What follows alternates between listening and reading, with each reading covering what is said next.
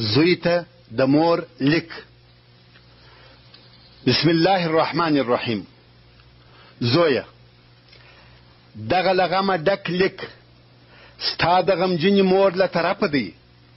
پس له تردد او ډېره انتظاره یې د ډېرې حیا او خجالت په وخت کې درته لیکم. څو ځله به قلم را اخیستی دی، خو اوښکو به د لیکلو څخه منع کړم. کله چې به مې اوښکې ودرولې، د زړه زګیروی به مې شروع سو. زویه، پس له دغه ډېره وخته دې وینم چې د عقل خاوند او پوره سړی سوې. ښه او بد دې وپېژندل، نو زه پر تا دغه حق لرم چې دغه زما لیک په غور او دقت سره ووایې. بیا نو ستا خوښه ده چې داسې یې څیرې کړې لکه زما زړه چې دې تر دغه د مخه را څیرلی دی.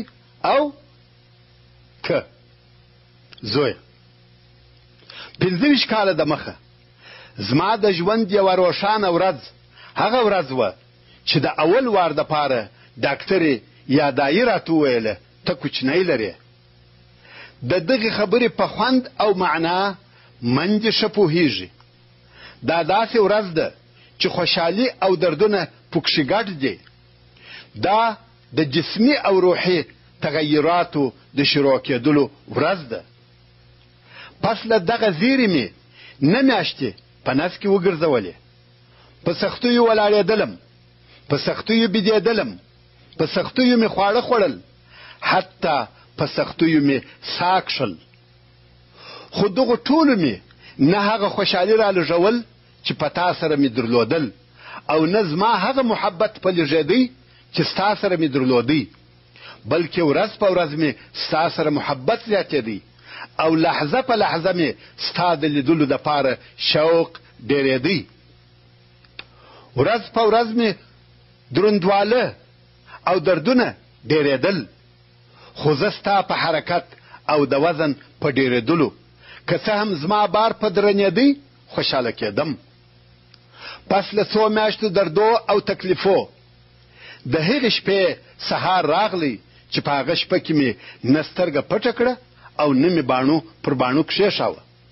په هغه شپه داسې دردونه او زحمتونه، داسې بیره او خوف را باندې تیر شول چې نه یې قلم لیکلی سي او نه یې ژبه بیانولی سي. دردونه مې دونه سخت سوه چې د ژړا څخه عاجزه سوم، او څو واره مې مرګ په سترګو ولیدی، تر څو چې ته و دنیا ته راغلې.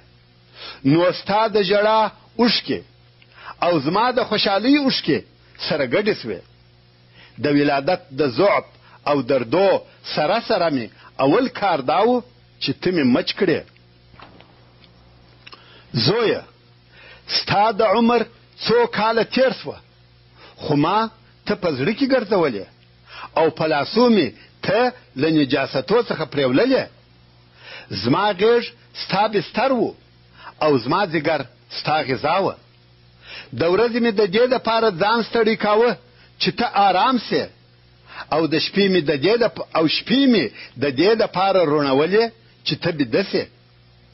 د هرې ورځې غوښتنه مې دا وه چې زه ستا خندا ووینم، او خوشحالي مې په دې کې وه چې ته څه وغواړې او زه یې درته حاضر کړم. ستا خندا او خوشحالي زما سعادت او نیکمرغي وه. شپې او ورځې مې په داسې حال کې تېرېدې چې ستا دپاره بې له ستړي کېدلو خادمه وم، بې له قضا کولو تی درکوونکې وم، بې له ناغه کېدلو نوکره وم.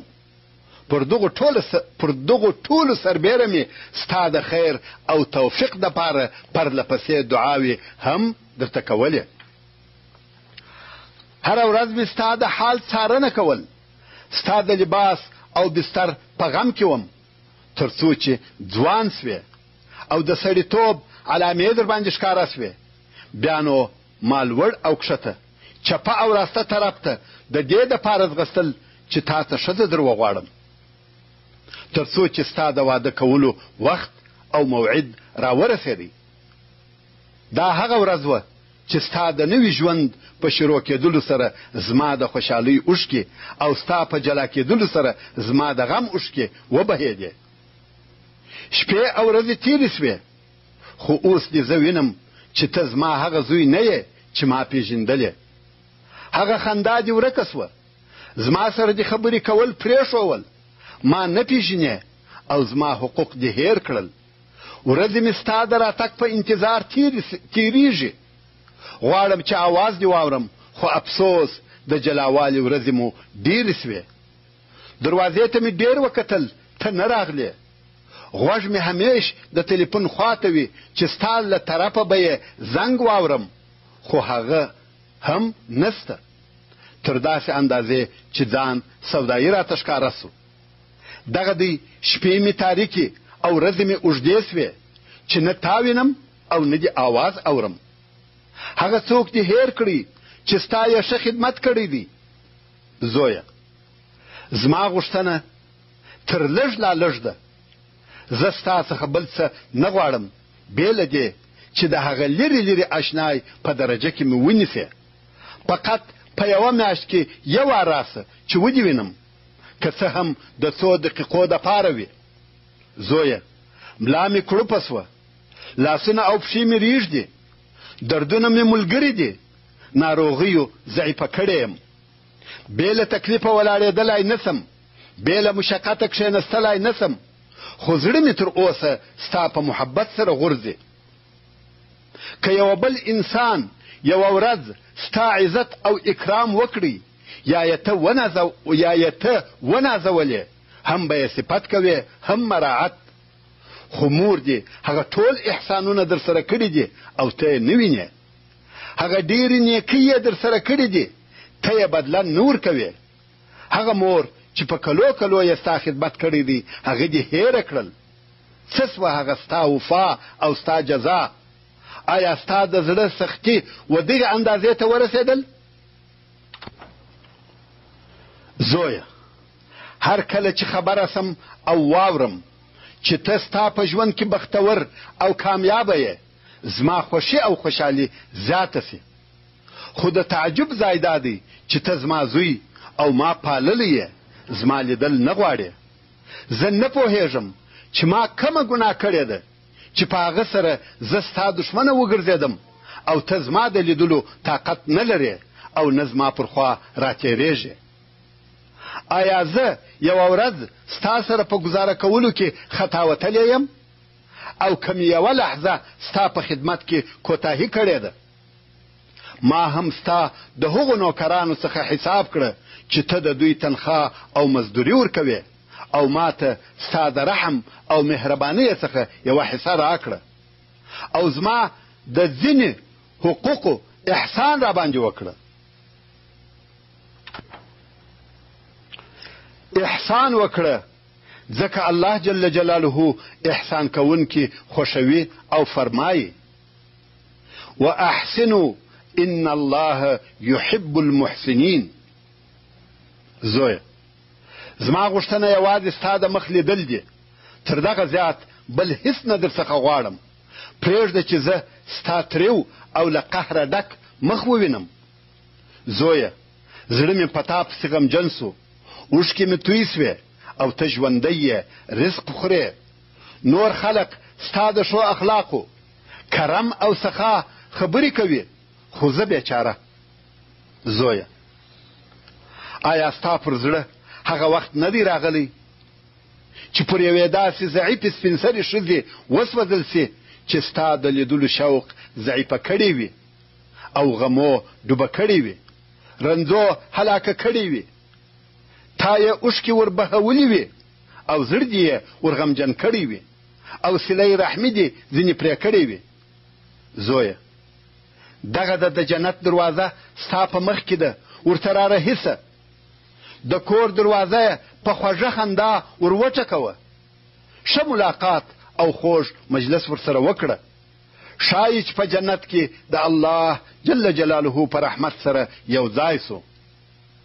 په هغه حدیث شریف کې چې امام احمد یې د ابو درداء رضی الله تعالی عنه څخه روایتوي، وایي: ما د رسول الله صلی الله علیه و آله وسلم څخه واورېدل چې وی فرمایل: الوالد اوسط ابواب الجنه فاضع ذلك الباب او احفظه. یعنی مور او پلار د جنت منځنۍ دروازه دي. یا دغه دروازه د لاسه ورکړه یا یې وساته. زویه، زه دې ستا د لویېدلو او ځوانۍ له شروع څخه پیژنم چې ته په اجر او ثواب پسې ګرځې، مګر تا د رسول الله صلی الله علیه و آله وسلم هغه متفق علیه حدیث شریف چې عبد الله ابن مسعود رضی الله تعالی عنه یې روایتوي هیر کړی دی چې وایي یو سړي د رسول الله صلی الله علیه و آله وسلم څخه پوښتنه وکړه چې کوم عمل تر ټولو ښه دی؟ رسول الله صلی الله علیه و آله وسلم وفرمایل پر خپل وخت لمونځ ادا کول، د مور او پلار سره احسان کول، او بیا فی سبیل الله جهاد. ودې لیده چې پس له لمانځه د الله جل جلاله په حضور احب او افضل د اعمالو د مور او پلار سره احسان کول دي. نو دغه اجر چې بیله جنگ کولو او بیله د غاړو د پرې کولو حاصلیږي لاس ته دروړه. زویه، زه نه غواړم چې ته د هغو کسانو څخه سې چې د رسول الله صلی الله علیه و آله وسلم په خپل هغه قول سره مقصد و چې ویې فرمایل خوار او ذلیله سو، خوار او ذلیله سو، خوار او ذلیله سو. یو چا وویل څوک یا رسول الله؟ رسول الله صلی الله علیه و آله وسلم وفرمایل هغه څوک چې د خپل مور او پلار څخه د یو سره یا د دواړو سره د هغو د سپینږیرتیا په وخت کې ژوند وکړي او جنت ته دې نسي داخل. یعنی هر هغه څوک چې د خپل مور او پلار د ضعف او سپینږیرتیا وخت ونیسي او په دغه وخت کې د هغو په خدمت کولو او ښه معامله کولو سره جنت لاس ته را نه وړي، نو هغه څوک دې خوار او ذلیله سي. دا ځکه چې د مور او پلار په خدمت کولو سره انسان خامخا جنت ته داخلیږي. نو رسول الله صلی الله علیه و آله وسلم فرمایي که څوک دغه چانس د لاسه ورکړي او په دغه وخت کې د مور او پلار خدمت ونه کړي، هغه دې خوار او ذلیله سي. زویه، زه خپله شکوه او شکایت نه پورته کوم او نه خپل غمونه نشروم، ځکه که دغه زما غمونه او شکایتونه د آسمان دروازو ته پورته سي، تا ته به د عاقوالې بدبختي در پیښه سي، الهي عذاب به در باندې نازل سي او کور ته به دې مصیبتونه راسي. یا زه هیڅکله دغه کار نه کوم، ځکه تر اوسه ته زما د اینې ټوټه او د زړه میوه یې او د دنیا خوشحالي مې یې. زویه، دغه اوس چې په سر او ژیره کې دې سپین وریښتان پیدا سوي دي، د غفلت له خوبه راویښ سه، ډېر ژر به ته هم سپین ژیری پلار وګرځې او دا درته معلومه ده چې جزا د عمل د جنسه څخه وي. نو ژر ده چې ته به هم خپل زوی ته په اوښکو سره لیکونه ولیکې لکه ما چې تا ته ولیکل، او دعوه کوونکي د الله جل جلاله په حضور کې سره یو ځای کیږي. زویه، د مور په باره کې دې د الله جل جلاله څخه وبېرېږه او د خپل مور ملګرتیا اختیار کړه، ځکه جنت د دې تر پښو لاندې دی. اوښکې یې ور وچې کړه، غمونه او پریشانۍ ځینې لرې کړه، او که دې خوښه وي دغه لیک یې فری کړه. خو دا باید درته معلومه وي که چا ښه عمل وکړي هغه یې د خپل ځان دپاره دی، او که یې بد عمل وکړي هغه هم پر ده حسابل کیږي. الله جل جلاله فرمایي من عمل صالحا فلنفسه ومن اساء فعليها وما ربك بظلام للعبيد. یعنی که چا ښه عمل وکړي هغه عمل یې د خپل ځان دپاره دی، او که چا بد عمل وکړي د هغه بدوی ضرر یې هم ده ته رسیږي. اللهم صل وسلم وبارك على عبدك ورسولك سيدنا وحبيبنا محمد وآله وأصحابه وأهل بيته أجمعين.